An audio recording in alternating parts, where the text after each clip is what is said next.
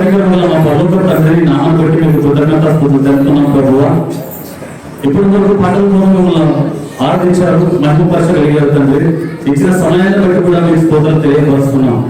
అయ్యా నీ పరిశుద్ధాత్మని ద్వారా ప్రభువా మాతో మాట్లాడమని, మమ్మల్ని సరిచేయమని, మాలో నీ వాక్యాన్ని వింటున్నప్పుడు, నువ్వు గ్రహిస్తున్నప్పుడు, నువ్వు నన్ను మమ్మల్ని సరిచేస్తున్నప్పుడు మా హృదయం కఠినం కాకుండా, కోపించుకోకుండా, మరి బయటికి వెళ్ళిపోకుండా ప్రభువా మా యొక్క ఆత్మను మీ కట్టులో ఉండులన్న సాయం చేయాలని ప్రార్థిస్తున్నాం. ఆయన ఈ క్షణంలో కేవలం నా మాటగా కాకుండా నీ మాటగా స్వీకరించుటకు అట్టి మనసును ఇక్కడ చేరున్న ప్రతి ఒక్కరికి అనుగ్రహించండి. మమ్మల్ని ఇక్కడ చేరువచ్చిన ప్రతి ఒక్కరిని, అదేవిధంగా వాక్యాన్ని వింటున్న ప్రతి ఒక్కరిని కూడా మీ పాదాల చెంత సమర్పిస్తూ ఈ ప్రార్థనను నజరేయుడైన యేసుక్రీస్తు నామములో అడిగి వేడుకుంటున్నాం మాట తండ్రి. అందరూ కూర్చున్నామండి.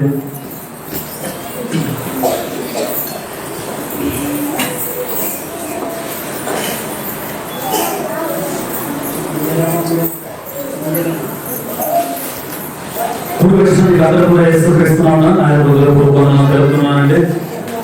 అందరూ సంతోషంగా ఉన్నారండి. అంటే సంతోషంగా ఉన్నామని ఇట్లా లేదా సంతోషంగా ఉండాలి. మీరు ఎప్పుడది కోరుకుంటున్నాం, ఎందుకంటే దేవుడు కూడా అదే ఆశించేది, దేవుడు కూడా అదే కోరుకునేది. మీరు ఎప్పుడు కూడా సంతోషంగా ఉండాలి. దేవుని విషయంలో, వాక్యం విషయంలో, పాటల విషయంలో, దేవుని ఆరాధించే విషయంలో, దేవుని సన్నిధికి వచ్చే విషయంలో, వీటన్నింటిలో కూడా సంతోషంగా ఉండాలి అని చెప్పేసి దేవుడు ఆశిస్తున్నాడు, దేవుడు కోరుకుంటున్నాడు.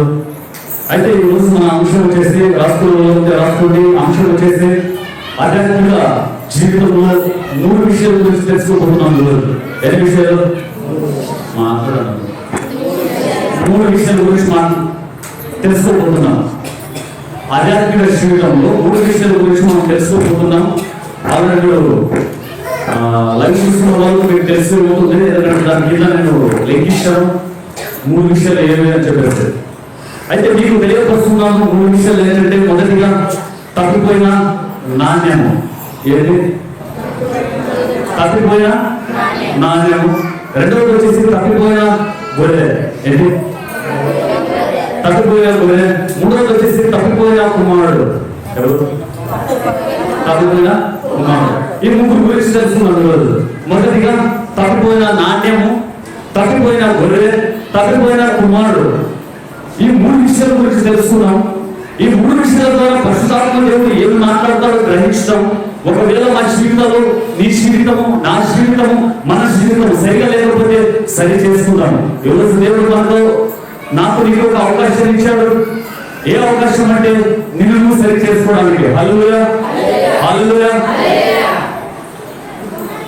దేవుని సన్నిధికి ఎందుకు వస్తామంటే మీరు తెలుసుకోవాలి, ఆయన సన్నిధిలో నేను సరి చేయబడతాను, ఆయన సన్నిధిలోనే నేను బాగుపడేది, సరి చేయబడేది అని మనం గమనించాలి, తెలుసుకోవాలి. కాబట్టి ఒకరు మాట్లాడదు కరెక్ట్ 40 నిమిషాల్లో మెసేజ్ అయిపోతుంది. ఎందుకంటే ప్రతి ఆదివారం ఏ సేవకులు మీరు చూస్తున్నప్పుడు కూడా మినిమం 40 నిమిషాల నుంచి 60 నిమిషాల వరకు ఉంటారు ప్రతి సండే కూడా.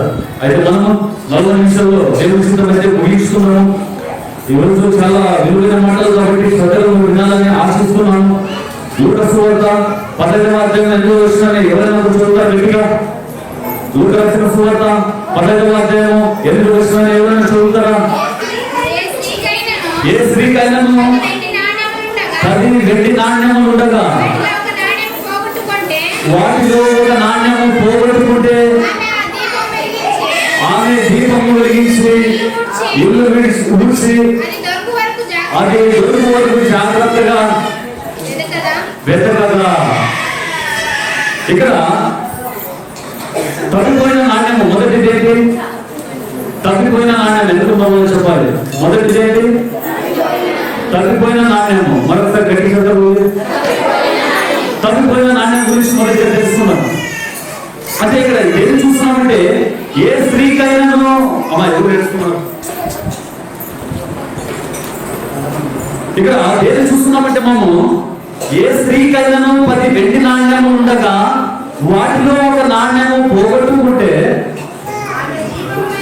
ఆమె దీపం వెలిగించి ఇల్లు ఊడ్చి యేసయ్య ఒక ఉపమాన రీతిలో చెప్తున్నాడు. ఇది 4 సువార్తల్లో యేసుక్రీస్తు వాక్యపరంగా తెలియపరిచాడు, ఉపమాన రీతిగా కూడా ఆయన తెలియపరిచాడు. ఉపమాన రీతిగా ఎందుకు దేవుడు తెలియపరిచాడంటే, చదువు లేని వాళ్ళు ఉంటారు, జ్ఞానం లేని వాళ్ళు ఉంటారు, కొంతమంది అంటుంటారు కదా మీకు అసలు అర్థమే లేదా, అలాంటి వాళ్ళు కూడా ఉండి ఉంటారు. కాబట్టి అలాంటి వాళ్ళకి ఎలాంటి వాళ్ళకి జ్ఞానం లేనటువంటి వ్యక్తి నుంచి చదువుకున్న వ్యక్తి వరకు ప్రతి ఒక్కరికి కూడా అర్థం అవ్వాలి అని చెప్పేసి దేవుడు ఏం చేశాడంటే ఉపమాన రీతిగా ఆయన అక్కడికి వచ్చిన ప్రజలకు తెలియపరిచాడు. అందులో నుంచే ఈరోజు మనం చూస్తున్నాం ఒకటి ఏంటి, ఏ స్త్రీకైనా 10 వెండి నాణ్యములు ఉండగా అప్పట్లో వెండి నాణ్యాలు ఇచ్చేవాళ్ళు. ఎందుకు వెండి నాణ్యాలు ఇచ్చేవాళ్ళు అంటే, ఎవరికైనా వివాహము కుదిరినట్లయితే ఆ రోజుల్లో అయితే ఏం చేసేవారంటే వెండి నాణ్యాలు ఇచ్చేవారు. ఆ స్త్రీకి వెండి నాణ్యాలు ఇచ్చినప్పుడు ఆ పెళ్లి జరిగేంత వరకు ఆ వెండి నాణ్యాలు ఆమె దగ్గర ఉండాలి. ఒకవేళ దాంట్లో ఏదైనా తప్పిపోయినట్లయితే అక్కడ ఉండే ఊళ్ళో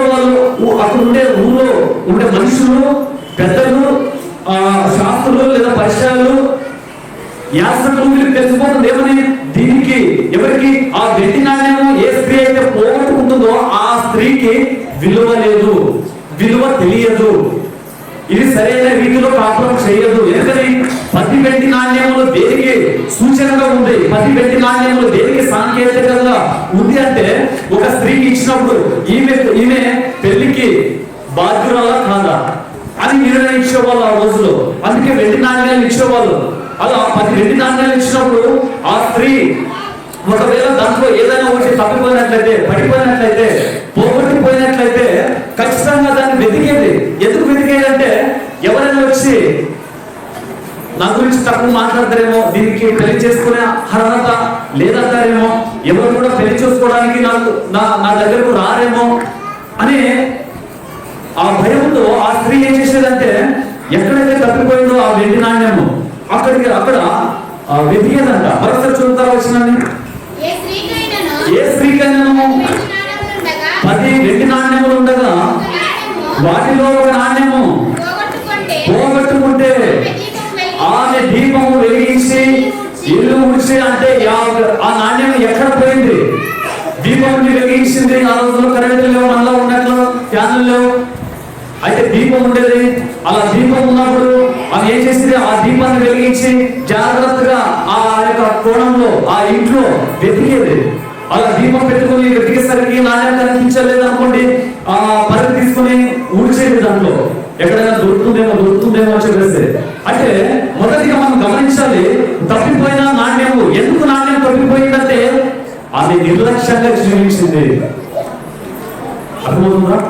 నాణ్యము ఎందుకు తప్పిపోయిందంటే ఆమె నిర్లక్ష్యంగా జీవించింది.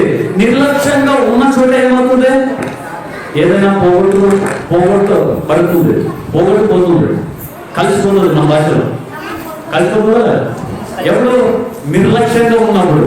కాబట్టి ఈ స్త్రీ జీవితం గురించి ఉపమాన రీతిగా అక్కడ వస్తున్నా లేదా అక్కడ వాక్యాన్ని వింటున్నా వారికి తెలియపరుస్తున్నాడు దేవుడు. ఏమని తెలియపరుస్తున్నాడంటే, మీరు మిగతా మైకులు ఆఫ్ చేయండి. అక్కడ ఏమని తెలియపరుస్తున్నాడంటే, ఆ స్త్రీ గురించి లేదా వెండి నాణ్యం గురించి తెలియపరిచినప్పుడు దాని యొక్క అర్థం ఏంటంటే, ఆ స్త్రీ ఏ స్త్రీ అయితే పోగొట్టుకుంటుందో ఆ స్త్రీ నిర్లక్ష్యంగా జీవిస్తుంది. ఈ వాక్యాన్ని వింటున్న సహోదరి లేదా సహోదరుడా, ఈ రోజు నీ జీవితంలో యాసిటీస్గా ఇదే జరుగుతుంది. మందిరానికి రావాలన్నా నిర్లక్ష్యము, వాక్యాన్ని వినాలన్నా నిర్లక్ష్యము, పాటలు పాడాలన్నా నిర్లక్ష్యము, పరిశుద్ధంగా జీవించాలన్నా నిర్లక్ష్యము. లేదా ఈ వాక్యాన్ని వింటున్న వారు అలాంటి వారు ఉన్నారు. కాబట్టి పరిశుద్ధాత్ముడు తెలియపరుస్తున్నాడు, పరిశుద్ధాత్ముడు హెచ్చరిస్తున్నాడు నిన్ను. ఎవరు సరి చేసుకో. నిర్లక్ష్యత, తల్లిదండ్రులకు పిల్లల మీద నిర్లక్ష్యత. కాబట్టి పిల్లలు ఏమైపోతున్నారు, పాడైపోతున్నారు, చెడిపోతున్నారు. లోకానుసారంగా త్రాగుకుంటూ, తిరుగుకుంటూ, వ్యభిచారం చేసుకుంటూ విచ్చల విడిగా బ్రతుకుతున్నారంటే కారణం ఎవరు? తల్లిదండ్రులు పెంచవలసిన విధంగా కుమారుడు పెంచలేదు, పెంచవలసిన విధంగా కుమార్తెను పెంచలేదు. కాబట్టి దారి తప్పిపోతున్నారు. ఈరోజు ఈ లైవ్ లో వాక్యం వింటున్న వాళ్ళు ఎవరైనా ఉన్నారా?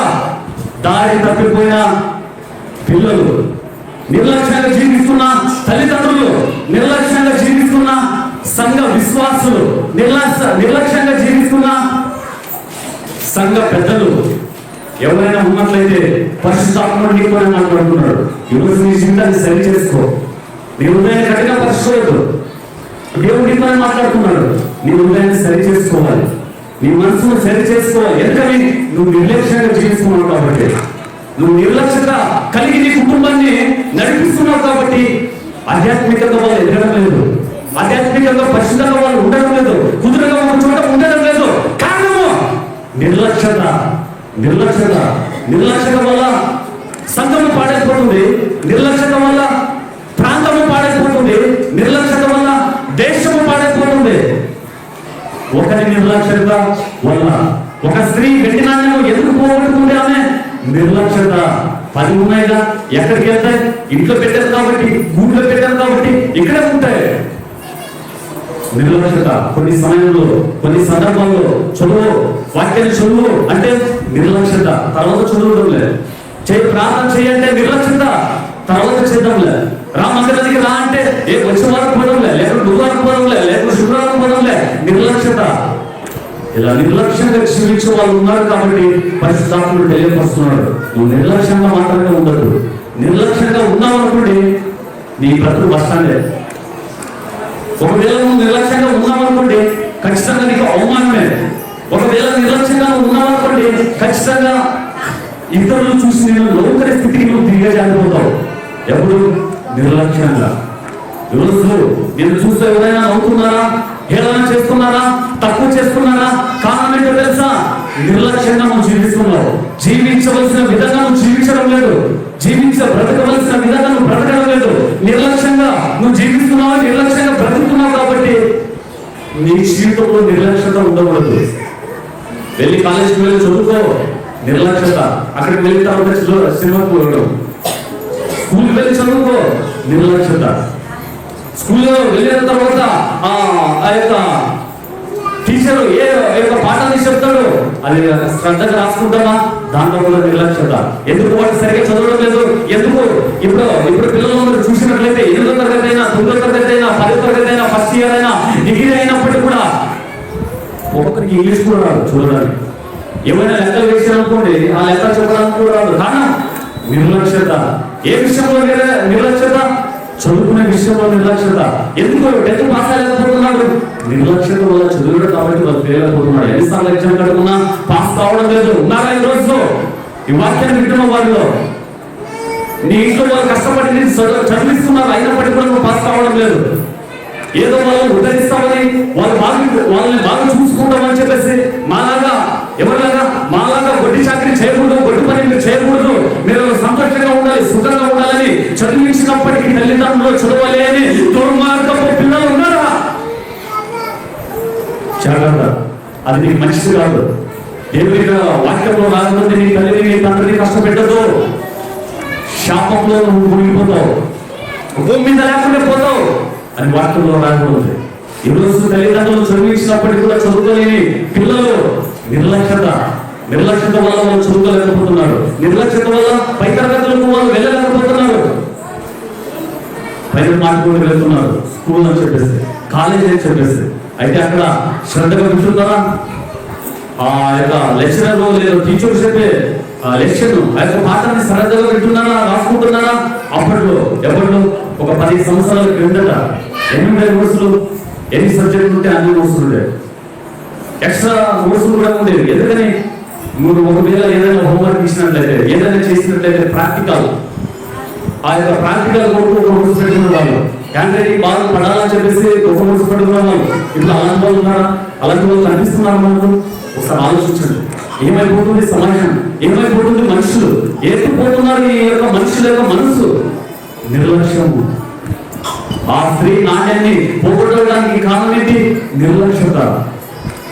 వెండి నాణ్యాలు వాళ్ళు వివాహం జరగదు కాబట్టి, తెప్పించాలి కాబట్టి అప్పట్లో వెండి నాణ్యాలు ఇచ్చి ఇదిగో భద్రంగా కాపాడుకో. ఎందుకని? నువ్వు కుటుంబ విలువలు కలిగి జీవిస్తావో లేదో దానికి ఒక సంకేతంగా ఇవ్వబడింది ఆ వెండి నాణ్యాలు. అలా ఇచ్చినప్పుడు ఆమె ఏం చేసిందంట? ఒక నాణ్యము పోగొట్టుకుంటే ఆమె దీపము మనిషి అది దొరుకు వరకు జాగ్రత్తగా వెతుకును, జాగ్రత్తగా వెతుకుతుంది. అదే ఫస్ట్గే కొన్ని బాగుండి బాగా పెట్టుకున్నట్లయితే వెతికే అవసరం వచ్చేదా? ఈరోజు అనేక మంది తల్లిదండ్రులు ఇదే స్థితిలో ఉన్నారు. ఏ స్థితిలో? వాళ్ళు బాగున్నప్పుడు వాళ్ళు పట్టించుకోరు, కానీ వాళ్ళు చేయలేకపోయిన తర్వాత ఏం చేస్తారు? పట్టుకుందాం అనుకుంటారు, ప్రేమిస్తాము అనుకుంటారు, వాళ్ళు ఒక మంచి మార్గంలో నడిపిస్తాము అనుకుంటారు, కానీ చేయలేకపోతారు. ఎందుకని? పట్టుకోవలసిన సమయంలో వాళ్ళు పట్టుకోరు, వాళ్ళని సరి చేయవలసిన వయసులో సరి చేయరు, వాళ్ళకు బుద్ధి చెప్పవలసిన వయసులో బుద్ధి చెప్పరు. అయితే పెరిగిన తర్వాత, గాడిగా పెరిగిన తర్వాత అప్పుడు ఏం చేయాలనుకుంటారు? ఆ వ్యక్తిని కంట్రోల్ చేయాలనుకుంటారు, ఆ వ్యక్తిని లోపరుచుకోవాలి అనుకుంటాడు. ఆ వ్యక్తి అప్పుడు కంట్రోల్లో ఉంటాడా? లోపరుచుకుంటాడా? తల్లిదండ్రులకు విధేయుగా ఉంటాడా? వ్యక్తి ఉండలేడు. కారణము పిల్లలు పెంచవలసిన విధంగా పెంచలేదు కాబట్టి, నువ్వు నిర్లక్ష్యంగా పెంచావు కాబట్టి. ఈరోజు నీకు ఎంతమంది పిల్లలు? ఒకరా, ఇద్దరా, ముగ్గురా, నలుగురా, 5 మంది, 10 మంది? మరి అంతమంది పిల్లల కన్నావు, కానీ వాళ్ళు పెంచే విధానం తెలుసా నీకు? ఈరోజు మనలాగే కుక్కలు కూడా పిల్లలు అంటున్నాయి, వాళ్ళతో మనకు తేడా ఏంటి?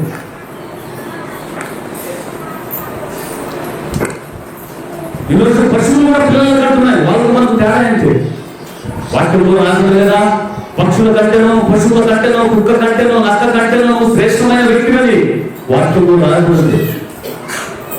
మరి అలా శ్రేష్టమైన వ్యక్తిగా ఉన్నప్పుడు, అంతమందికి పిల్లలు ఉన్నప్పుడు వాళ్ళను నిర్లక్ష్యంగా ఎలా పెంచగలుగుతున్నావు? ఒకసారి ఆలోచించండి. తల్లిగా, తండ్రిగా ఉంటున్నా మీరు నీ పిల్లలను ఎలా పెంచుతున్నావు? వాళ్ళు సరిగ్గా పెంచలేదు కాబట్టి పెద్దగా అయిపోయిన తర్వాత వాళ్ళు నీకు అవమానకరంగా మారుతున్నారు, నీకు దుఃఖకరంగా మారుతున్నారు, నీకు కన్నీటిని తెచ్చే కుమారునిగా మారుతున్నారు. కారణం తప్పు నీదే, నువ్వు సరైన రీతిలో పెంచలేదు. ఒకవేళ స్కూల్ వెళ్ళినప్పటికీ కూడా వాడు పాఠం సరిగా లేకపోతే అందరూ సహజంగా టీచర్ తప్పు, నువ్వు చెప్పవలసిన రీతిగా పాఠం చెప్పింటే నేను నేర్చుకునేవాడిని, వినేవాడిని అంటాడు. అదేవిధంగా పిల్లల విషయంలో వాడు తప్పిపోయారంటే దానికి కారణం ఎవరంటే తల్లిదండ్రులే కారణం. ఈరోజు నీ వల్ల చూడండి, ఎవరి వల్ల? తల్లిదండ్రుల వల్ల పిల్లలు నరకానికి వెళ్ళిపోయే స్థితిలో ఉన్నారు. దీన్ని అంతటికీ కారణం ఏంటి? ఒకటే కారణము, నిర్లక్ష్యత. వాడు కాలేజీకి వెళ్తున్నాడు కాబట్టి కాలేజీ ఎన్ని గంటలకు స్టార్ట్ అవుతుంది, స్కూల్కి వెళ్తున్నాడు కాబట్టి స్కూల్ ఎన్ని గంటలకు స్టార్ట్ అవుతుంది. ఒకవేళ పని నిమిత్తం వెళ్ళినట్లయితే పనికి వెళ్తున్నాడు కాబట్టి ఎన్ని గంటలకు వెళ్ళాలి, ఎన్ని గంటలకు రావాలి, వచ్చిన తర్వాత ఇంతసేపు ఏం చేశావు అని అడిగే తల్లిదండ్రులు ఉన్నారా మన మధ్య? ఉన్నారా అండి? ఉన్నారా? ఏ ఒక్కరైనా ఉన్నారా? కొంతమంది ఉన్నారు.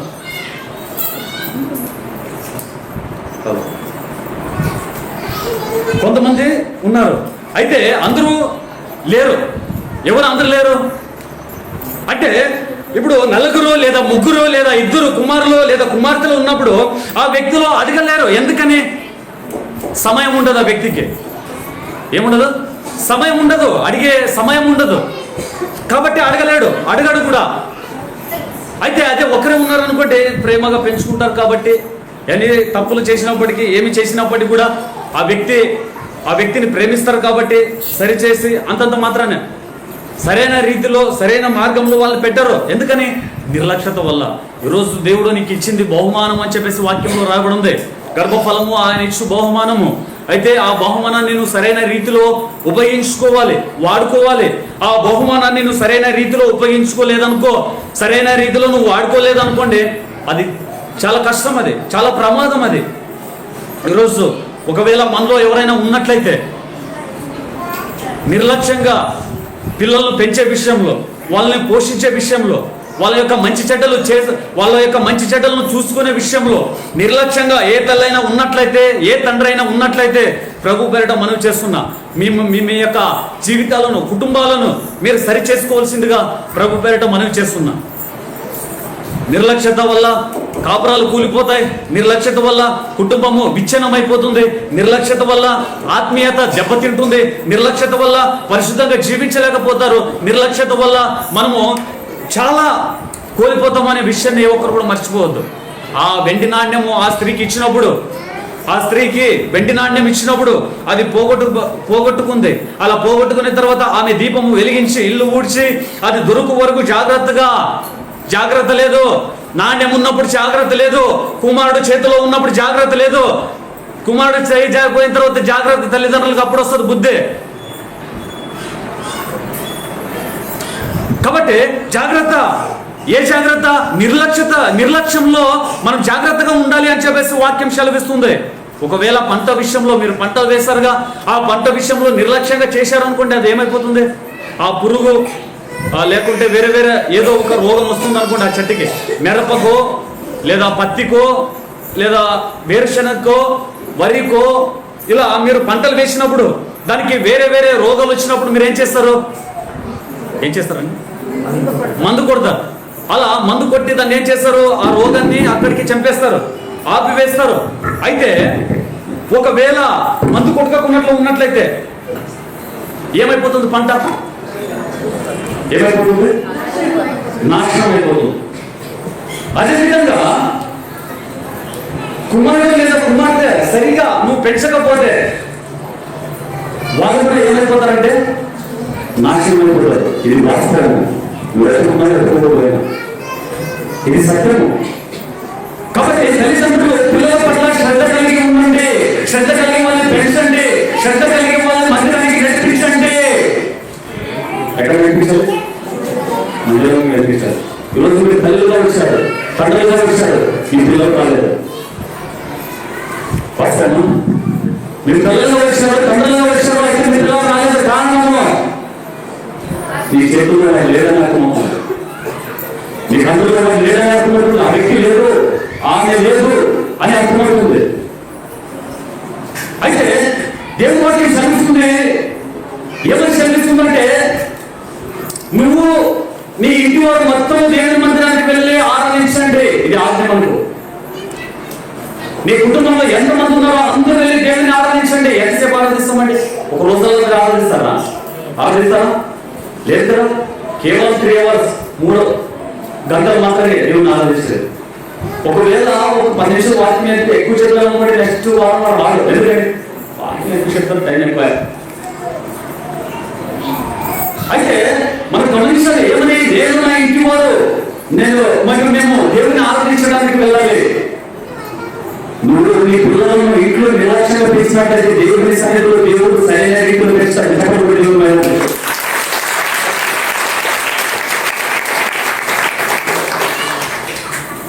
నీ పిల్లలను ఎలా పెంచమని చేత కాకపోతే దేవుడు మందిరానికి తీసుకురా, నా దేవుడు వాళ్ళని నడిపిస్తాడు. నీ వల్ల కాదు నీ కుమార్తెను మార్చడం, నీ వల్ల కాదు నీ కుమార్తెను మార్చడం, నీ వల్ల కాదు నీ భర్తను మార్చడం, నీ వల్ల కాదు నీ భార్యను మార్చడం, నీ వల్ల కాదు నీ స్థితిగతులను మార్చడం, నీ వల్ల కాదు నీ సమస్యను మార్చడం. అయితే జీవం కలిగిన దేవుడు మార్చడానికి సమర్థుడు.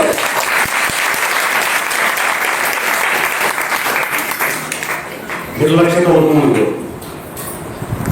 ఆ నిర్లక్ష్యత వల్ల జీవితం పాడైపోతాయి. ఆ నిర్లక్ష్యత వల్ల ఆ వ్యక్తికి విలువ లేకపోతుంది. నిర్లక్ష్యంగా జీవించదు. ప్రియ తల్లి తండ్రి నిర్లక్ష్యంగా ఉండదు. పిల్లల పట్ల బాధ్యత కలిగి క్రమశిక్షణలో పెంచు. దేవుని వాక్యం అదే తెలుస్తుంది. క్రమశిక్షణలో పెంచడానికి ప్రయత్నిస్తూ అప్పుడు మనలో కొంతమంది అంటారు, ఇంకేదే క్రమశిక్షణలో లేదు. ఎవరు? తల్లి కానీ ఇదే క్రమశిక్షణలో లేదు, తండ్రి కానీ ఏదే క్రమశిక్షణలో లేదు. నా పిల్లలు ఎక్కడి నుంచి వస్తారా క్రమశిక్షణలో? తండ్రిగా క్రమశిక్షణలో ఉన్నంతటి నీ పిల్లలు కూడా క్రమశిక్షణలో ఉంటారు ఖచ్చితంగా. తల్లిగా తండ్రిగా నువ్వు క్రమశిక్షణలో లేకపోతే, నిర్లక్ష్యంగా నువ్వు జీవిస్తున్నట్లయితే, నిర్లక్ష్యంగా నువ్వు పెంచుతున్నట్లయితే ఖచ్చితంగా నీకు దుఃఖమే, మనం లేదనే. అది ఖచ్చితంగా నీకు శాంతి సమాధానం లేకుండా చేస్తుంది. అందుకే భక్తులైన యెహోషువ చెప్పిన రీతిగా మనం కూడా చెప్పగలగాలి. నేను నా ఇంటి వారు నిత్యము దేవుని సేవించను. ఈరోజు ఈ వాక్యాన్ని వింటున్న వారు నిత్యము, కేవలం వారానికి ఒకసారి కాదు, వారానికి నెలకు ఒకసారి కాదు, సంవత్సరానికి ఒకసారి కాదు, ప్రతిరోజు నిత్యము దేవుని ఆరాధించే వ్యక్తిగా ఉంటారు. నిర్లక్ష్యంగా ఉండదు. ఒకవేళ నీనా ఎవరైనా నువ్వు ఏ విధంగా అయితే నిర్లక్ష్యంగా జీవిస్తున్నావో, నిర్లక్ష్యంగా బ్రతుకుతున్నావో, నువ్వు నీ దినాన్ని గడిపేస్తున్నావు, అదేవిధంగా దేవుడు కూడా నీ పట్ల నిర్లక్ష్యత కలిగి ఉంటే ఏమైపోతావు ఒకసారి ఆలోచించండి. నువ్వు అనారోగ్యంగా ఉన్నప్పుడు డాక్టర్ చెప్పేశాడు చాలా క్రిటికల్ గా ఉంది కండిషన్, అప్పుడు దేవుడు నిర్లక్ష్యత చూపడం కూడా నీ మీద. నువ్వు పాము పెరిగినప్పుడు, తేలు పెరిగినప్పుడు, ఏదైనా పెరిగినప్పుడు, యాక్సిడెంట్ అయినప్పుడు, ఏదైనా కడుపులో బాగలేనప్పుడు డాక్టర్ దగ్గరికి వెళ్తావు, స్కానింగ్ చేపిస్తారు. అలా స్కానింగ్ చేపిస్తున్నప్పుడు డాక్టర్ దగ్గరికి వెళ్ళినప్పుడు అది సరిగా లేకపోతే దేవుడు నిర్లక్ష్యంగా ఉంటే నువ్వు ప్రాణంతో ఉండవా? ఉంటారా? దేవుడు ఏ ఒక్కడు ఉండడు. అయితే ఆ జీవం కలిగిన దేవుడే నిర్లక్ష్యత చూపడు. అయితే ఆయన స్వరూపం సృష్టించబడిన నువ్వు నేను, ఆయన బిడ్డలుగా పిలువబడుతున్న నువ్వు నేను కొన్ని సమయంలో కొన్ని సందర్భాల్లో నిర్లక్ష్యంగా మనం వ్యవహరిస్తూ ఉంటాం. కూతురు బయటకు వెళ్ళింది, గంట అడగదు ఎక్కడికి వెళ్ళావు, ఏం పని నీకు బయట, వాటితో ఏం మాటలు, ఆమెతో ఏం మాటలు,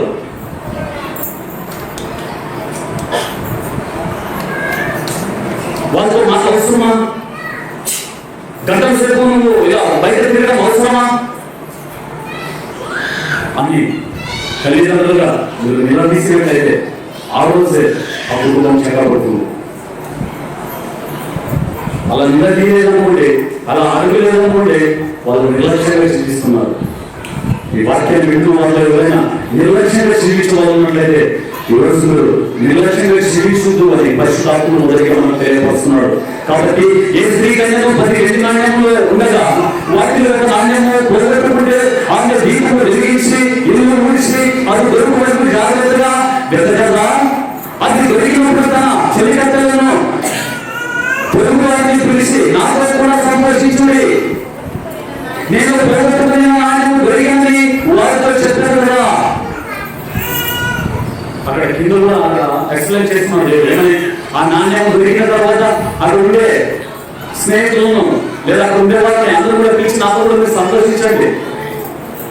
ఎందుకు సంతోషించండి? ఆ ఒక్క నాణ్యం చాలా విలువైనది. ఆ నాణ్యం వల్ల నీ శీతం ఏదో తెలిసిపోతుంది ఇతరులకు.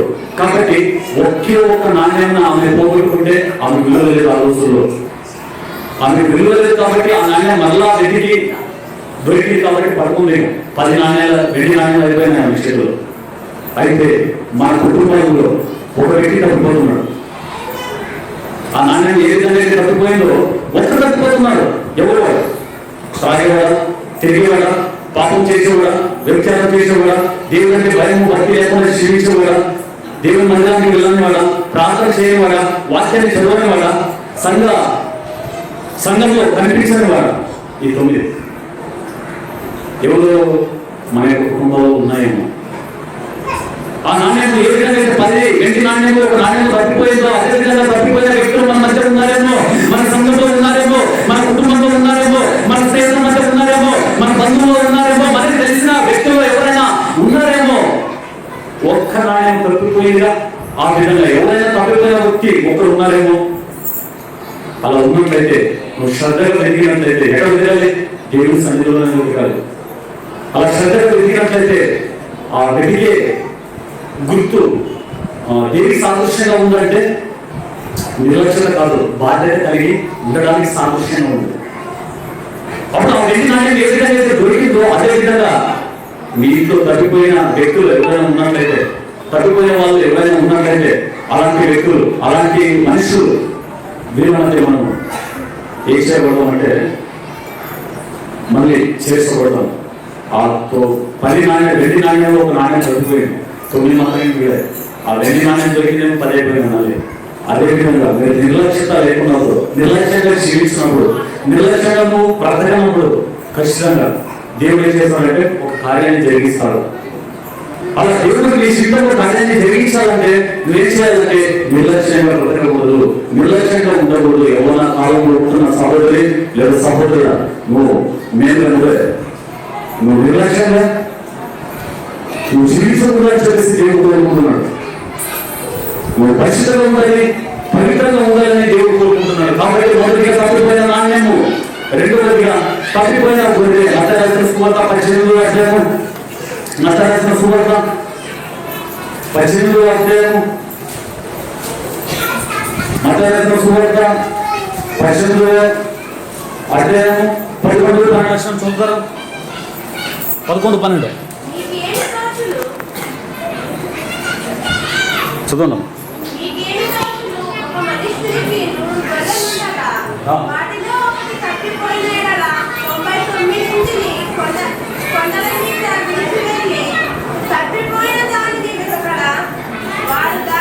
మరొకసారి మీకేమి తోచును? ఒక మనిషినికి 100 గొర్రెలు ఉండగా వాటిలో ఒకటి తప్పిపోయిన ఎడల 99 కొండల మీద విడిచి వెళ్ళి తప్పిపోయిన దాన్ని వెతకడా. ఇక్కడ రెండవ పాయింట్ గా ఏం చూస్తున్నామంటే తప్పిపోయిన గొర్రెలను మనం చూస్తున్నామండి. సమయం అయిపోతుంది కాబట్టి తప్పిపోయిన గొర్రెలను మనం చూస్తున్నాము. ఏంటి తప్పిపోయిన గొర్రె అంటే మీరు ఎస్కేల్ 34వ అధ్యాయం మొదటి నుంచి 17 అంటే ఆ మొత్తం 34వ అధ్యాయం చదివితే ఇంటికి వెళ్ళిన తర్వాత అర్థమవుతుంది. అయితే షార్ట్ కట్ గా తీసుకువెళ్ళలేదు. తప్పిపోయిన గొర్రె ఏ విధంగా అయితే ఒక గొర్రె ఆ గొర్రెలను కాసే కాపరి ఉంటాడో ఆ కాపరికి 100 గొర్రెలు ఉంటాయి. అలా 100 గొర్రెలు ఉన్నప్పుడు ఆ 100 గొర్రెలను ఒక గొర్రె తప్పిపోతుంది. అలా తప్పిపోయినప్పుడు 99 గొర్రెలను అక్కడే వాటిని పెట్టి ఏ గొర్రె అయితే తప్పిపోయిందో అక్కడికి వెళ్తాడు. ఎవరు వెళ్తారు?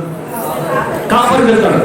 అలా తప్పిపోయిన గొర్రె చోటుకు అలా కాపరి వెళ్ళినప్పుడు ఆ గొర్రె ఎక్కడికి వెళ్ళుంటుంది?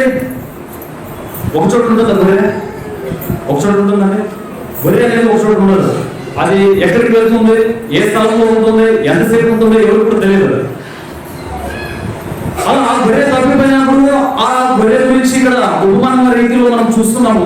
ఆ కాపరి వచ్చేసి ఆ గొర్రె ఎక్కడైతే తప్పిపోయిందో, ఎక్కడైతే పోగొట్టుపోయిందో అక్కడికి వచ్చేసి లేదా అక్కడికి ఆ ప్రాంతానికి ఆ యొక్క స్థలానికి వెళ్ళి వెతుక్కుంటూ ఉంటాడు.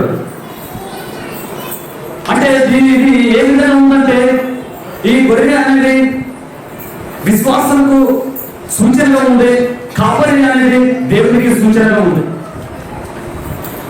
ఎప్పుడైతే ఒక విశ్వాసి తప్పిపోతాడో అప్పుడు దేవుడు ఏం చేస్తాడు? మనల్ని వెతుక్కుంటూ వస్తాడు. హల్లెలూయా, హల్లెలూయా.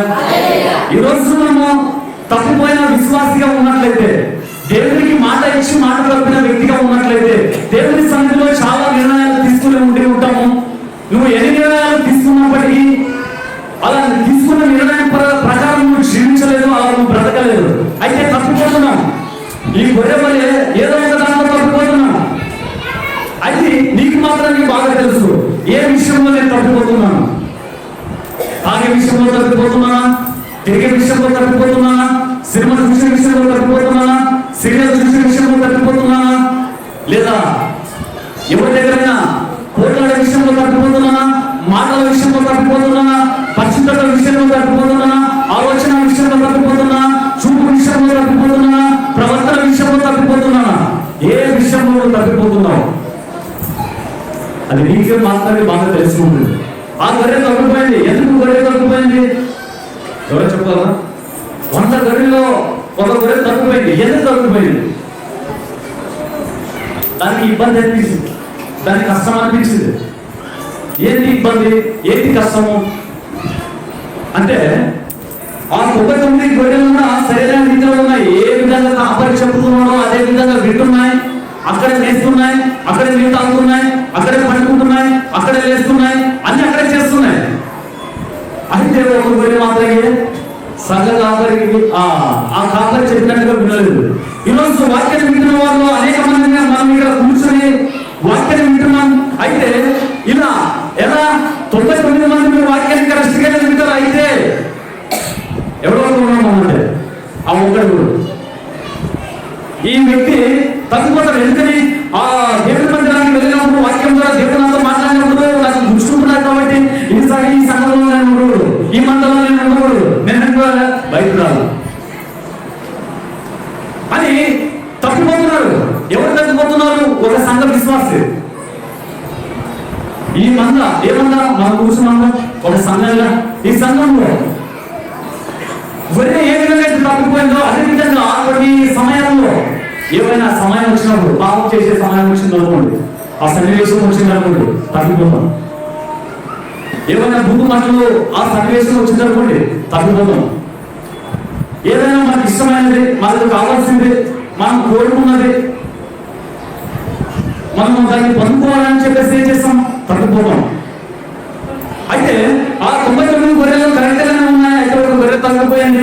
ఆ తప్పిపోయిన గొర్రెలు వెతుకుంటూ కాపరి వెళ్ళిపోతున్నాడు. ఈ రోజు వాక్యాన్ని వింటున్న వాళ్ళు ఎవరైనా తప్పిపోయిన భార్యగా ఉన్నట్లయితే, తప్పిపోయిన భర్తగా ఉన్నట్లయితే, తప్పిపోయిన పిల్లలుగా ఉన్నట్లయితే, తప్పిపోయిన సంఘ విశ్వాసంగా మీరు ఉన్నట్లయితే, తప్పిపోయిన మనుషులుగా మీరు బ్రతుకుతున్నట్లయితే, నిన్ను వెతుకుంటూ ఈ యొక్క సమయంలో ప్రభు అయిన యేసుక్రీస్తు వారు ఆయన బయలుదేరుతున్నాడు అని సత్యాన్ని మర్చిపోవద్దు. ఈ రోజు నువ్వు తప్పిపోయావు పరిశుద్ధత విషయంలో, ఈ రోజు నువ్వు తప్పిపోయావేమో ప్రార్థన విషయంలో, ఈ రోజు నువ్వు తప్పిపోయావేమో వాక్యం చదివే విషయంలో, దేవుని మందిరానికి వచ్చే విషయంలో. తప్పిపోయిన సహోదరి, తప్పిపోయిన సహోదరుడా, ఏ బలహీనతను బట్టి నువ్వు తప్పిపోతున్నావు, ఏ యొక్క కోరికను బట్టి నువ్వు తప్పిపోతున్నావు, ఏ విషయాన్ని బట్టి నువ్వు తప్పిపోతున్నావు, ఏ నిర్ణయాన్ని బట్టి నువ్వు తప్పిపోతున్నావు, ఎక్కడైతే నువ్వు తప్పిపోయావో అక్కడికి వస్తున్నాడు నా ప్రభు. నువ్వు రాలేవు. ఎందుకని? తప్పిపోయినప్పుడు పాపంలో పడిపోయావు, తప్పిపోయినప్పుడు లోకంలో కలిసిపోయావు. కాబట్టి మరలా దేవుని దగ్గరికి రావాలంటే చాలా కష్టము. సాతాను నిన్ను వదలడు. కాబట్టి ప్రభు అయిన యేసుక్రీస్తు వారు పరలోకం నుంచి తన దేవదూతల ద్వారా నిన్ను బయటికి తీసుకురాబోతున్నాడు. చెప్పండి, ఎక్కడైతే తప్పిపోయావో అక్కడికి వస్తున్నాడు.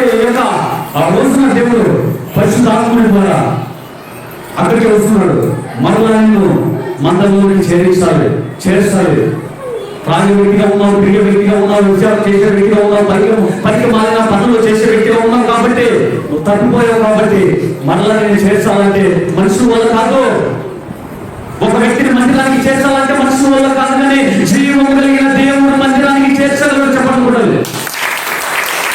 మానసికంగా ఏమని మందిరానికి తీసుకొస్తాము అని చెప్పేసి మనుషుల వల్ల కాదు, దేవుడు చేయగలడు అని. అందుకే దేవుడు అంటాడు, మీ వల్ల కానీ నేను చేయగలను, నాకు అసాధ్యమైనది ఏది కూడా లేదు అని వాక్యంలో రాయబడింది. అయితే రెండవదిగా ఏ విషయంలో తగ్గిపోయారు అది నీకు బాగా తెలుసు. ఈరోజు నీ హృదయాన్ని సరిచేస్తూ, నీ మనసును సరిచేస్తూ, ప్రభువా నేను ఈ విషయంలో తప్పిపోయానా, నన్ను సరిచేయి. భర్త ఉన్నప్పటికీ తప్పిపోయానా, భార్య ఉన్నప్పటికీ తప్పిపోయానా, వృద్ధాపంలో ఉన్నప్పటికీ కూడా తప్పిపోతున్నాను ప్రభువా. రోజు వాక్యం వింటున్న వాడు అనేక మంది తప్పిపోయేవాడిగా ఉన్నారు. కాబట్టి పరిశుద్ధాత్ముడు తెలియపరుస్తున్నాడు, హెచ్చరిస్తున్నాడు, సరి చేసుకో. ఈరోజు తప్పిపోయిన వ్యక్తులు ఉన్నట్లయితే సరి చేసుకోండి. మూడవదిగా తప్పిపోయిన కుమారుడు గురించి తెలుసుకున్నాడు.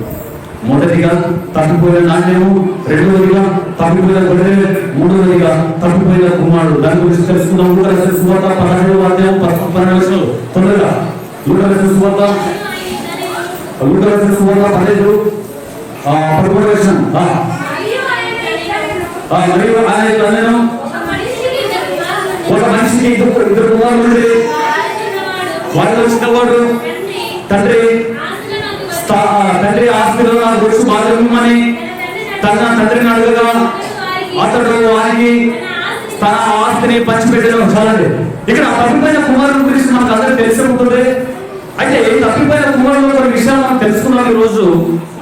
మూడవదిగా ఇక్కడ దేన్ని చూస్తున్నామంటే, మరియు ఆయన ఇట్లా ఒక మనిషికి ఎంతమంది కుమారులు? తొందర చెప్పాలి. ఇద్దరు కుమారులు ఉంటే, అలా ఇద్దరు కుమారులు ఉన్నప్పుడు వాళ్ళు చిన్నవాడు ఏమడిగాడు? తండ్రి ఆస్తి ఇవ్వు, నాకు ఆస్తి ఇచ్చేయి అని అడిగాడండి. మనం కూడా పెళ్ళి అయిపోయిన తర్వాత తల్లిదండ్రులు ఏం చేస్తాం? మనం ఆస్తి ఇవ్వు, ఇచ్చేయనాకంటారు. వాళ్ళు ఇచ్చినంత వరకు మనం ఉంటామా? తల్లిదండ్రులే ఇష్టపడి ఇదిగో నీ పేరు మీద రాస్తున్నాను నా ఆస్తిని అన్నంత వరకు ఉండలేదు. ఏవో కూడా ఉండలేదు. అయితే వీళ్ళే బ్లాక్మెయిల్ చేస్తారు లేదా బెదిరిస్తారు. ఇక్కడ కూడా ఒకరు బెదిరించినాడు. ఏమో బెదిరించినాడు అంటే దగ్గరికి నా ఆస్తిలో నాకు వచ్చు భాగం నాకు ఇవ్వు అంటున్నాడు. ఈరోజు కొంతమంది దుర్మార్గపు పిల్లలు తమ తల్లిని తమ తండ్రిని బెదిరించే వారిగా ఉంటున్నారు. ఏమి బెదిరిస్తున్నారు?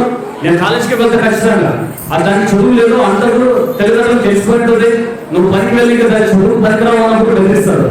ఏమని? నేను చనిపోతా, నేను పారిపోతా, నేను ఊళ్ళో ఉండను.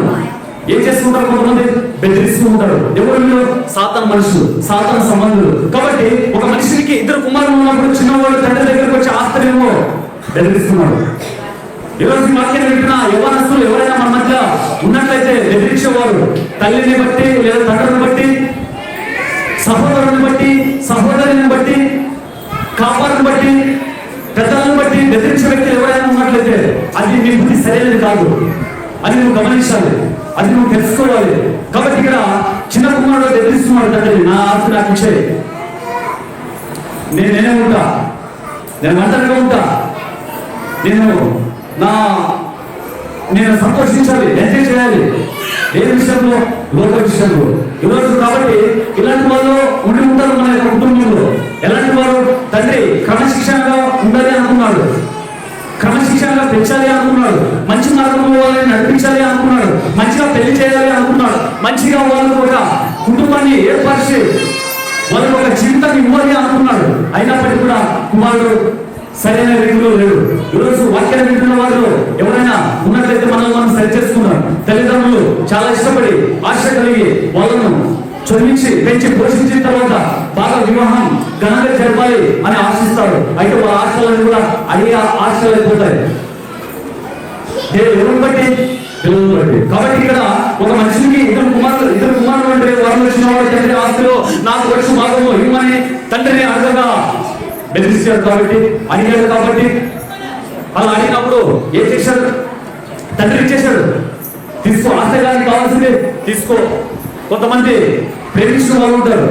అలా ప్రేమించిన వాళ్ళు ఇంటికి వెళ్ళి అడగాలని కొంతమంది ఒప్పుకొని పెళ్లి చేస్తారు. ఇక కొంతమంది అయితే ఒప్పుకొని పెళ్లి చేయరు. అలా ఒప్పుకొని పెళ్లి చేయరు కాబట్టి అది సాహసము. ఏది సాహసము? ఈ లోక రీతిలో సినిమాలు చూసే విధంగా చూసి చెడిపోతున్నారు కాబట్టి అలాగే చేద్దాం అనుకుంటారు. అయితే ఇక్కడ ఆ కుమారుడు కూడా ఏం చేశాడంటే అదే చేస్తున్నాడు. తండ్రి దగ్గరికి వెళ్ళాడు, ఆస్తిని ఇవ్వమన్నాడు. క్రమశిక్షణలో ఉండడం ఇష్టం లేదు, పరిశుద్ధతలో ఉండడం ఇష్టం లేదు. ఒక సరైన రీతిలో ఆ వ్యక్తి ఏ వ్యక్తి తండ్రి నడిపించాలని ఆశించాడు. అయితే ఈ కుమారుడికి ఇష్టం లేదు. కొంతమంది పిల్లలకు ఇదే రోగం ఉంది. ఏ రోగం? తల్లిదండ్రులు సరైన రీతిలో పెంచాలనుకుంటారు, సరైన మార్గంలో నడిపించాలనుకుంటారు. కుదురుగా ఉండమా అంటారు, కుదురుగా ఉండరు, సరైన మార్గంలో ఉండరు, వాళ్ళకు లోబడరు, వాళ్ళ మాట వినరు, వాళ్ళని పట్టించుకోరు, వాళ్ళని గౌరవించరు, వాళ్ళకు ఇవ్వవలసిన మర్యాద ఇవ్వరు. వీరికి నచ్చిందే, ఈమెకు నచ్చిందే, పయ్యంగా ప్రమాణాలు ఏదైతే నచ్చుతుందో, ఏదైతే ఇష్టపడుతుందో, ఏదైతే చేయాలనుకుంటుందో, ఏ విధంగా అయితే ఉండాలనుకుంటుందో తన ఇష్టమే జరగాలి, తన చిత్తమే జరగాలి. ఉన్నారా ఎవరైనా వాక్యాన్ని వింటున్న వాళ్ళు ఎవరైనా? నా చిత్తమే జరగాలి, నేను చెప్పినట్లుగా జరగాలి. సంఘంలో అయినా, ఇంట్లో అయినా, స్నేహితుల మధ్య అయినా, ఎక్కడైనా నా న్యాయం చెప్పగలైనా నేను చెప్పినట్లుగా వినాలి. ఎందుకని? నేను పెద్దవాడు కాబట్టి, నాకు అన్ని తెలుసు కాబట్టి అని ఈ అనుకోకుండా మనం వెళ్తూ ఉంటాం కొన్ని సందర్భాలు. అయితే ఇక్కడ మనం చూస్తాము, ఇద్దరు కుమారులు ఉంటే ఆ మనిషికి అలా ఉన్నప్పుడు చిన్నవాడు వచ్చి ఆస్తిని అడుగుతాడు. అలా చిన్నవాడు ఎందుకు ఆస్తిని అడుగుతాడంటే స్వేచ్ఛగా నేను బ్రతకాలి, స్వతంత్రంగా నేను బ్రతకాలి. ఎంత తాగినా ఎందుకు తాగావు అని ఏ ఒక్కడు అడగకూడదు. ఎంత తిరిగినా ఎందుకు తిరుగుతున్నావు అని ఏ ఒక్కడు అడగకూడదు. ఏ పాపం చేసి వచ్చినా ఎందుకు ఇలాంటి పాపం చేశావు ఏ ఒక్కడు కూడా అడగకూడదు. ఎందుకు నువ్వు ఇలా హీనంగా బ్రతుకుతున్నావు ఏ ఒక్కడు కూడా అడగకూడదు. ఈరోజు చాలా మంది స్వేచ్ఛను కోరుకుంటున్నారు. అడగకూడదు తల్లిదండ్రులను, బిడ్డలను. ఏం చేస్తున్నావు? ఎక్కడికి వెళ్తున్నావు? ఇంతసేపు ఎక్కడున్నావు? తల్లిదండ్రులు అడగకూడదు. అడిగితే పోకు పిల్లలు. ఒకవేళ భర్త అడిగాడు అనుకోండి, ఇంతసేపు ఎక్కడికి ఏం చేసావు? భార్య సమాధానం ఇవ్వడు. ఒకవేళ భార్య అడిగింది అనుకోండి, భర్త సమాధానం ఇవ్వడు. ఒకవేళ సంగతి కాబట్టి ఎందుకు నువ్వు ఈ వారం రాలేదంటే విశ్వాసం దగ్గర సమాధానం ఉండదు. కాబట్టి బాగా ఆలోచించాలి మనము. ఇక అన్ని విషయాలు కూడా మన ఆధ్యాత్మికంగా బలపడడానికే పరిశుద్ధాత్మను తెలియపరుస్తున్నాడు. నువ్వు బలహీనంగా ఉన్నావు కాబట్టి నువ్వు బలపడాలని దేవుడు కోరుకుంటున్నాడు. కాబట్టి అలా స్వేచ్ఛగా ఉండడానికి ఇష్టపడతారు అనేక మంది యవ్వనస్తులు. అయితే నేను ముఖ్యంగా యవ్వనస్తులు ఇష్టపడతారు. స్వేచ్ఛగా ఉండాలి. నాకు ఏ హద్దులు కానీ అడ్డు చెప్పేవారు కానీ ఏ ఒక్కరు ఉండకూడదు. నేను ఏ విధంగా అయితే ఉంటామో అదే విధంగా ఉండాలి. బైక్ వేసుకున్న మొబైల్ పోయినా ఎన్ని రకాల స్టైల్ చేసినా అడుగుడు అని, ఎంతమందితో తిరిగినా అడగకూడదు. ఏమేమి పనులు చేస్తున్నాం అడగకూడదు. ఇది ఎవరి బుద్ధి? ఈ కుమారుని బుద్ధి. ఒకవేళ ఇంట్లో ఉన్నట్లయితే తండ్రి అడుగుతారు కాబట్టి నేను చేయవలసిన పనులు చేయలేకపోతున్నాను, సంతోషంగా ఉండలేకపోతున్నాను, పాపంలో నేను జీవించలేకపోతున్నాను, ఆశ కలిగి ఇంట్లో నుంచి బయటికి వెళ్ళిపోతాడు. అలా బయటికి వెళ్ళిపోయిన తర్వాత కొన్ని రోజులకి ఏమైపోతుంది? 18 దినం ఆ యొక్క ఆహారాన్ని కుమారుడు తింటాడని చెప్పేసి వాక్యంలో రాదు. ఇంటికి వెళ్ళిన చూడకూడదు. ఎందుకు ఆ స్థితి హీన స్థితికి వచ్చేసాడంటే తండ్రి చెప్పినట్లుగా కుమారుడు వినలేదు. ఇష్టానుసారంగా జీవించాలనుకున్నాడు, బ్రతకాలనుకున్నాడు. మన జీవితంలో కూడా ఇలాంటి సన్నివేశంలో జరిగే అవకాశాలు ఉన్నాయి. దేవునికి భయపడము, సంఘ కాపరికి భయపడము, పెద్దలకి భయపడము, తల్లిదండ్రులకు భయపడము, మన ఇష్టానుసారంగా మనం ఉంటాము, పాపానికి తావిస్తాము. అది రోజు మనల్ని ఏ విధంగా అంటే అది పట్టి పీడిస్తుంది. అలా పీడించినప్పుడు పాపంలోనే మనకు సంతోషంగా గడిపేస్తూ ఉంటాడు. అయితే దాని గురించి తెలుసుకున్న తర్వాత ఈ పాపం ఇంత భయంకరమైనదా, ఇంత నీచమైనదా, ఇంత గలిసిగా ఉంటుందా అని ఆ వ్యక్తి తెలుసుకున్నప్పుడు మళ్ళీ ఎదురు చేసేటప్పుడు ఆ వ్యక్తి తండ్రి దగ్గరికి వచ్చేసాడు. ఆ తప్పిపోయిన కుమారుడు చిన్నవాడు చేసేదంతా చేశాడు, అనుభవించాడు, సుఖించాడు. డబ్బులు ఉన్నంత వరకు డబ్బులు అయిపోయినాయి, స్నేహితులు వదిలేసి వెళ్ళిపోయినారు. కాబట్టి మళ్ళా తండ్రి దగ్గరికి వస్తున్నాడు. ఈరోజు మన మధ్య వాక్యాలు వింటున్న వాళ్ళు ఎవరైనా పాపంలో ఉండి దేవుని మందిరాన్ని, దేవుని సన్నిధిని మనము దూరం చేసుకున్నట్లయితే, ఇంకా పాపంలోనే జీవిస్తున్నట్లయితే, పాపంలోనే బ్రతుకుతున్నట్లయితే, ఆ పాపంలోనే నాకు సంతోషం ఉంది, ఆనందం ఉంది, నెమ్మది ఉంది అని మనము అలా జీవిస్తూ ఉన్నట్లయితే అలాంటి వ్యక్తులు ఎవరి దగ్గర రావాలంటే దేవుని దగ్గర రావాలి. కాబట్టి సాక్ష్యంగా ఎప్పుడు చెప్తూ ఉంటాను నేను, ఎందుకు మీరు మందిరానికి రావాలంటే మేము అందరూ కూడా పర్ఫెక్ట్ అయిన తర్వాత మేము మందిరానికి వస్తాం. కాబట్టి దేవుని వాక్యం చదివిస్తుంది, నువ్వు ఏ విధంగా అయితే ఉన్నావో, ఏ పాపంతో అయితే ఉన్నావో, ఏ యొక్క బంధకాలతో అయితే నువ్వు బంధించబడ్డావో అక్కడి నుంచేరా నేను నీకు విడిపిస్తా, నేను విడుదల చేస్తా, నేను నీకు బాగు చేస్తా అంటాడు దేవుడు. అయితే మనం అంటాము లేదు నేను ఎక్కడ బయట నేను పరిశుద్ధంగా ఉండి తర్వాత మందిరంలో రావాలి అనుకుంటాను. కానీ అది తప్పు, ఆ భావన, ఆ ఆలోచన తప్పు. కాబట్టి ఈ రోజు దేవుడు 3 విషయాలు మనకు తెలియపరిచాడు. మొదటిగా తప్పిపోయిన నాణ్యము, నిర్లక్ష్యంగా ఉంటే ఖచ్చితంగా మీరు తప్పిపోతారు. తప్పిపోయిన గొర్రె. మనము విశ్వాస యాత్రలో, ఆధ్యాత్మిక యాత్రలో మనం ఏం చేస్తూ ఉంటామంటే తప్పిపోయే వారిగా ఉంటాం. అలా ఏ విషయాల్లో మీరు తప్పిపోయి ఉంటారో మీకు తెలుసు కాబట్టి ఆ విషయాలు తప్పిపోకుండా దేవుని సహాయాన్ని మీరు అడగాలి. ఈ రోజు మూడవదిగా మనం చూస్తున్నాం, తప్పిపోయిన ఉన్నాడు. కొంతమంది నా ఇష్టము, నా ఇచ్చ ఇక్కడ జరగదని చెప్పేస్తే వేరే చోట్ల వెళ్ళి పాపం చేసే వాళ్ళు మనం చూస్తూ ఉంటాం. అయితే అలా ఉండకూడదు. ఆ పాపం ఉన్నట్లయితే, మరణించినట్లయితే నువ్వు నరకానికి వెళ్ళిపోతావు. కాబట్టి మరలా దేవుని దగ్గరికి రా అని దాని యొక్క అర్థం. కాబట్టి దేవుడు 3 విషయాలు మనం తెలియపరిచాడు. ఆధ్యాత్మిక జీవితంలో తెలుసుకోవాల్సిన 3 విషయాలు: తప్పిపోయిన నాణ్యము, తప్పిపోయిన గొర్రె, తప్పిపోయిన కుమారుడు. ఈ మూడింట్లో ఏ ఒక్కటైనా నీలో ఉందేమో, నీ కుటుంబంలో ఉందేమో, నీ దాంపత్య జీవితంలో ఉందేమో, మన సంఘంలో ఉందేమో. ఒకవేళ ఉన్నట్లయితే మనం మన కుటుంబాన్ని సరి చేసుకుందాం, సంఘాన్ని సరి చేసుకుందాం, మన స్నేహితుల మధ్య ఉన్నట్లయితే సరి చేసుకుందాం, బంధువుల మధ్య ఉన్నట్లయితే సరి చేసుకుందాం, ఇంటి చుట్టుపక్కల ఉండే వాళ్ళ మధ్య ఉన్నట్లయితే సరి చేసుకుందాం. ఈ 3 విషయాల్లో ఏదో ఒకటైనా ఖచ్చితంగా నీలో ఉంటుంది. లేదు అని దేవుడిని మోసం చేయవద్దు, నిన్ను నువ్వు మోసం చేసుకోవద్దు. ఖచ్చితంగా ఉంటుంది. ఎక్కడో ఒక చోట తగ్గిపోయావు, ఎక్కడో ఒక చోట తగ్గిపోయావు. కాబట్టి దేవుడు పరిశుద్ధాత్ముడు ద్వారా తెలియపరిచాడు. అలా తెలియపరిచినప్పుడు నీ హృదయాన్ని సరి చేసుకో, దేవుడికి సమర్పించు. ఇప్పటి నుంచి నిర్లక్ష్యంగా జీవించను, నేను తగ్గిపోను, ఖచ్చితంగా నీ సన్నిధిలో కనిపిస్తా. ఈ 3 విషయాలు దేవుడు తీసుకుని మన జీవితంలో దేవుడికి నువ్వు అప్పగించినట్లయితే అద్భుతమైన రీతిలో దేవుడు నిన్ను వాడుకోగలడు, ఉపయోగించుకోగలడు, నీ కుటుంబాన్ని కట్టుకోగలడు. దేవుడి వాక్యం ద్వారా నిర్మించగలరా?